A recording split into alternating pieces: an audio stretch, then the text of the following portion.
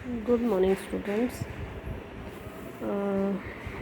थोड़ा सा बेस मैंने आपको बताया था पहले, उसके बाद में आज हम थोड़ा बहुत काम स्टार्ट कर लेते हैं। ये हमारी अकाउंट्स की बुक है, क्लास +1, ठीक है। डीके गोयल, राजेश गोयल, शैली गोयल।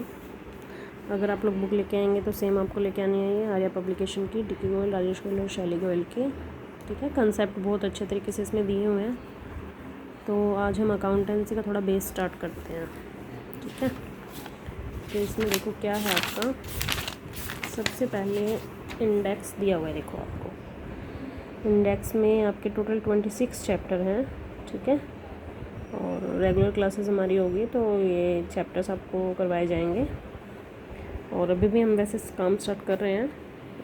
तो हमारा चैप्टर स्टार्ट होता है meaning and objective of accounting.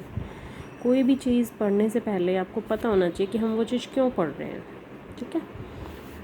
तो अकाउंट्स जो है थोड़ा बहुत मैथ्स के जैसा होता है। बिल्कुल मैथ्स तो नहीं कह सकते, मैथ्स के कोई फॉर्मूले नहीं लगते हैं इसमें। हाँ, मैथ्स में जो हमारी चीज़ होती हैं, एडिशन, सब्ट्रैक्शन, डिवीज़न, मल्टीप्लिकेशन, ये सब चीज़ें यहाँ पे आएंगी, ठीक है। बस उसको आपने अपने अकॉर्डिंग यूज़ करना है। क्यों करना है? क्योंकि मैंने आपको बताया था कि हर बिज़नेस अपना प्रॉफिट और लॉस जानना चाहता है, उसके लिए हमें सारी एक्टिविटीज़ करनी पड़ेंगी। तो सबसे पहले देखो नीड फॉर अकाउंटिंग इन्होंने दिया है इस चैप्टर में। देखो आपको क्या क्या पढ़ने को मिलेगा। Need for accounting, meaning of accounting, accounting के कैरेक्टरिस्टिक्स क्या हैं, ऑब्जेक्टिव्स क्या हैं, मतलब हम ये अकाउंट्स पढ़ रहे हैं क्यों पढ़ रहे हैं, फंक्शंस क्या हैं अकाउंटिंग के। हमारी जो अकाउंटिंग होती है उसमें बुक कीपिंग होती है, अकाउंटिंग एंड अकाउंटेंसी। वैसे तो सुनने में लगता है कि तीनों चीज़ें सेम हैं, लेकिन इनमें भी कुछ डिफरेंसेस आ जाते हैं। Types of branches of accounting, कि अकाउंट्स की ब्रांचेस क्या क्या हैं, अकाउंट्स में क्या क्या आता है, सोर्सेज क्या हैं, यूज़र्स कौन है अकाउंटिंग के, एडवांटेजेस क्या है, लिमिटेशन क्या है, एंड इसके कैरेक्टरिस्टिक्स क्या हैं। तो सबसे पहले हम पढ़ते हैं नीड फॉर अकाउंटिंग। कह रहे हैं कि at end of the each year all the businessman want to know how much they have gained और लॉस्ट ड्यूरिंग द ईयर। कि जब भी साल का एंड आता है, कोई भी बिजनेसमैन है, चाहे मान लो बड़ा बिजनेसमैन लगा लो, या एक आपके घर के पास जो कोई शॉपकीपर है वो लगा लो, ठीक है। हर कोई जो है वो साल के एंड में अपना प्रॉफिट लॉस जानना चाहता है ना, कि भाई मैंने इतना पैसा लगाया था, मुझे कितना प्रॉफिट हुआ है, मुझे काम आगे चलाना चाहिए या नहीं चलाना चाहिए, ठीक है। ये तो बिजनेसमैन के पॉइंट ऑफ व्यू बात हुई। अब जो हमारे नज़दीक जो कोई शॉपकीपर होते हैं वो तो डे टू डे भी देखते हैं अपना हिसाब, मंथली भी देखते हैं, वीकली भी देखते हैं, दिन के दिन भी देखते हैं, ठीक है। लेकिन जब बात आती है बड़े बिजनेस की, तो देखना चाहते हैं कि उन्होंने how much they have gained और loss during the year, how much capital is invested in the business at the end of the year.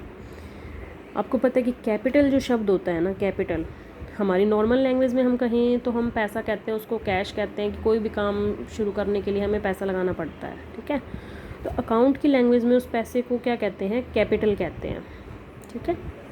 Capital वो पैसा होता है जो किसी भी बिज़नेस का ओनर अपने बिज़नेस में लगाता है, तो उसको हम कैपिटल कहते हैं। इन्वेस्ट मतलब लगाना, इन्वेस्ट करना। At the end of the year how much amount they are liable to pay. मान लो हमने बिज़नेस में पैसा लगाया है, बिज़नेस स्टार्ट किया है, तो हमें क्या लगता है कि सारा काम हम कैश में ही करते हैं, सभी को हमने भुगतान कर दिया होता है, नहीं। बड़े बिज़नेस में क्या होता है, कुछ पैसा ऐसा होता है जो हमें दूसरों को पे भी करना पड़ता है। How much amount they are liable to pay, भी कितना अमाउंट देने के लिए वो लाइबल हैं, जिम्मेवार हैं। And to whom they O it, और किससे उन्होंने लिया है, ठीक है।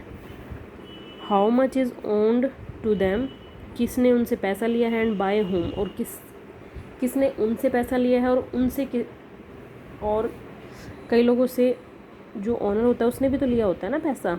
तो वही मतलब ऐसा होता है कि किसी बिज़नेस में आप उधार देते भी हैं, आप उधार लेते भी हैं, ठीक है। तो आपने किसको पैसा देना है, किससे पैसा लेना है, ये सारी चीज़ें जो हैं वो हमें अकाउंटिंग के थ्रू पता चलती है। In order to attain such information, इस तरह की इन्फॉर्मेशन लेने के लिए it is essential to keep a complete and systematic record of each and every business transaction entered into during the year. ये यानी कि इस तरह की इन्फॉर्मेशन का पता लगाने के लिए हमें सारा रिकॉर्ड जो है वो रखना पड़ता है, पूरे साल का रिकॉर्ड, ठीक है। अब पूरे साल के दौरान मान लो हमने बहुत से लेन देन किए हैं, बहुत सारे बंदे हमारे पास आके गए हैं, लेके गए हैं, सामान लेके गए हैं, मान लो अगर हम उस चीज़ों को रिकॉर्ड नहीं करते हैं, नहीं लिखते हैं मान लो, ठीक है, साल के एंड में हम देखने बैठते हैं कि हमें किसने पैसा दिया, किसने नहीं दिया, ठीक है, हमें किससे लेना है, किसको देना है, साल के एंड में हम सोचने बैठे। अब हमने उसको रिकॉर्ड तो किया नहीं, तो हमें कैसे याद रहेगा, रह पाएगा इतना याद, नहीं रह पाएगा।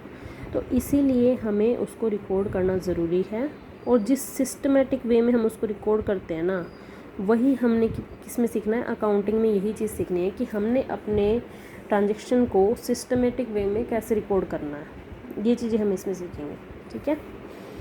फिर देखो क्या कह रहे हैं, by keeping A complete and systematic record of every business dealing the businessman can no how much is the amount of purchases. मतलब सिस्टमेटिक रिकॉर्ड में उसको क्या करना पड़ता है, वो जानना चाहता है कि how much is the amount of purchases, उसने कितना परचेज़ किया है। परचेज देखो बेटे क्या होता है कि कोई भी बिज़नेस होता है, हम किसी चीज़ का करते हैं, तो जिस भी चीज़ का, मान लो कपड़ों का कर रहे हैं या फिर किसी और चीज़ का कर रहे हैं, गुड्स का कर रहे हैं, किसी भी चीज़ का कर रहे हैं मान लो, तो उसमें जो चीज़ हम बाहर से ख़रीद के लेके आते हैं ना अपने बिज़नेस के लिए, उसी को हम क्या कहते हैं, परचेजेस कहते हैं। How much is the amount of sales, और जिस चीज़ की हम सेल करते हैं, मान लो कोई चीज़ खरीद के लेके आए, मान लो कपास हम खरीद के लेके आए, तो परचेजेस हो गई। कपास से हमने कपड़ा बना के बेचा बाहर, तो वो सेल्स हो गई, ठीक है। What are his total expenses, उसके टोटल एक्सपेंसेस कितने हैं, खर्चे कितने हैं। And what is the amount of profit, उसका प्रॉफिट कितना है। अर्न मतलब जो उसने कमाया है, या लॉस कितना है। एंड कर during the year. Further more he can ascertain the financial position of his business, ताकि वो क्या कर सके, अपने बिजनेस की फाइनेंशियल पोजीशन का मतलब क्या होता है कि आर्थिक स्थिति क्या है, ठीक है, बिज़नेस प्रॉफिट में चल रहा है, लॉस में चल रहा है, बिज़नेस डूबने वाला है, मतलब वो हमारी फाइनेंशियल कंडीशन होती है जिससे हमें पता चले हमारा बिज़नेस कैसा चल रहा है। Such as how much capital is it has eight the end of the year, कि कितनी कैपिटल साल के एंड में उसके पास बची है। And how that capital stands invested in various assets, उसने वेरियस एसेट्स में कितना पैसा लगाया हुआ है। How much amount he has to take and from whom, कितना पैसा उसने लिया हुआ है और किससे लिया हुआ है। How much amount he is liable to pay, उसने किसी को कितना पैसा देना है।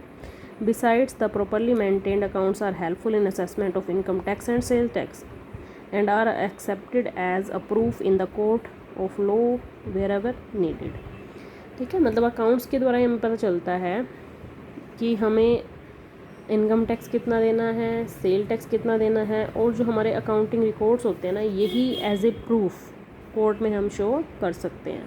तो इसलिए हमें अकाउंटिंग करनी ज़रूरी है। थोड़ा सा पैरा मैंने आपको इसलिए बताया है कि आपको पता चले हमारे अकाउंटिंग की नीड क्या है, ठीक है। धीरे धीरे स्टेप बाय स्टेप हम आगे चलेंगे। तो आज के इतना ही काफ़ी है। इसकी पिक मैं आपको भेज देती हूँ। बुक जब तक नहीं आती है, आप इसको अपनी एक नोटबुक लगा के उसमें लिखना शुरू करना, ठीक है। हेडिंग डालेंगे आप, meaning and objective of accounting, chapter number 1 है नीड फॉर अकाउंटिंग में आप इसको लिखेंगे और इसी को ही समझेंगे, ठीक है। Okay, thank you.